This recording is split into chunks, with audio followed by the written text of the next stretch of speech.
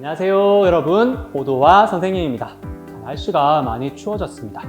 겨울로 접어드는 12월에는 어떤 역사적 사건이 있었을까요? 장부가 뜻을 품고 집을 나서면 살아서 돌아오지 않는다. 혹시 누가 쓴 글인지 알고 있나요? 윤봉길 의사가 독립운동을 하기 위해 중국으로 떠나기 전 집에 남기고 온 편지입니다. 이 다짐처럼 윤봉길 의사는 결국 살아서 집에 돌아오지 못합니다. 1932년 12월 19일은 윤봉길 의사가 멀고 먼 일본 땅에서 외롭게 순국한 날입니다. 윤봉길은 1908년 충남 예산에서 태어납니다. 12살 때 3.1운동을 경험하면서 식민지 노예 교육을 받을 수 없다며 학교를 자퇴하고 따로 공부한 후 농촌 계몽운동에 헌신합니다. 자신의 사랑방에서 사람들을 가르치다가 찾아오는 사람들이 많아지니까 따로 야학당을 만들어서 농촌 사람들에게 공부를 가르쳤고요. 직접 책을 만들기도 했습니다. 1930년 그의 나이 23살. 보다 적극적인 독립운동을 하기 위해 집을 떠나 중국으로 갑니다. 하지만 그의 길이 순탄하지만 않았습니다. 일본 경찰에게 잡혀서 감옥에 갇히기까지 했죠. 천신만고 끝에 만주와 칭다오를 거쳐서 1931년 대한민국 임시정부가 있는 상하이에서 김구를 만나게 됩니다. 선생님, 저에게 기회를 주십시오. 조국의 독립을 위해서라면 뭐든지 할 수 있습니다.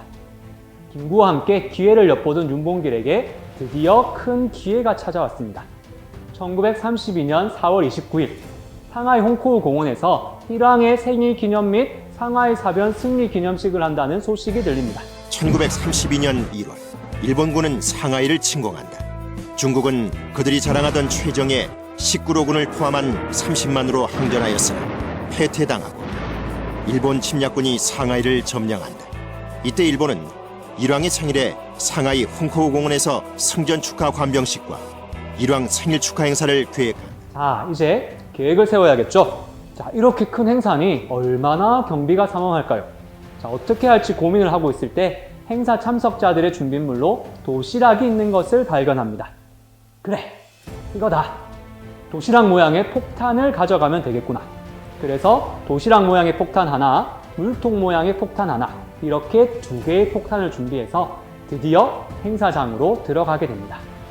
단상 위에는 일본군 고위직들이 삥 둘러서 앉아있고 그 주변으로 헌병들이 둘러서 있습니다. 행사가 시작되고 일본 국가 제창이 끝나갈 무렵 갑자기 윤봉길이 단상 근처로 뛰어듭니다.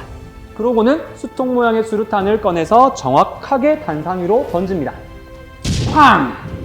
행사는 삽시간에 난장판이 됩니다. 자, 이날 상하이 파견군 사령관 시라카와 대장을 포함한 다수의 일본군 고관들이 죽거나 중상을 입게 되었죠. 자, 윤봉길은 일거식후 현장에서 체포되었고 일본 군법 회의를 통해 사형을 선고받았습니다. 일본 국가가 재창되기 시작한다. 윤봉길 의사는 일본 군관민 최고 책임자들이 서 있는 단상을 향해 정확하게 물통 폭탄을 던진다. 천지를 뒤흔드는 폭우. 홍코우 공원은 아수라장이 되었다. 이 소식을 들은 중국 국민당 정부의 장개석 총통은 중국의 100만 대군도 못한 일을 일개 조선 청년이 해냈다고 하면서 감동했고요. 자, 그 후로 대한민국 임시정부에 대해서 적극적으로 지원을 하게 됩니다. 아울러 대한민국 임시정부의 위상도 급상승합니다. 결국 한동안 침체되었던 대한민국 임시정부가 다시 독립의 중심으로 떠오르게 되는 결정적인 역할을 윤봉길 의사가 한 것이죠. 너희도 만일 피가 있고 뼈가 있다면 반드시 조선을 위하여 용감한 투사가 되어라. 태극의 깃발을 높이 드날리고 나의 빈 무덤 앞에 찾아와 한 잔 술을 부어 놓으라. 그리고 너희들은 합의 없음을 슬퍼하지 말아라. 이 글은 윤봉길 의사가 갓난아기인 2 아들에게 보낸 편지의 일부분입니다. 죽음을 각오하고 길을 떠나기 전 유서로서 남긴 글이죠. 과연 이 글을 쓸 때 윤봉길의 마음은 어떠했을까요? 그리고 이 글을 본 그의 가족들의 마음은 어떠했을까요? 윤봉길은 독립운동가이기 이전에 한 여자의 남편이었고 2 아이의 아버지였던 25살의 너무나도 젊은 청년이었습니다. 1932년 12월 19일은 그런 윤봉길이 일본 가나자와 육군 형무소에서 총사령으로 죽임을 당한 날입니다. 이날을 꼭 기억해 주세요.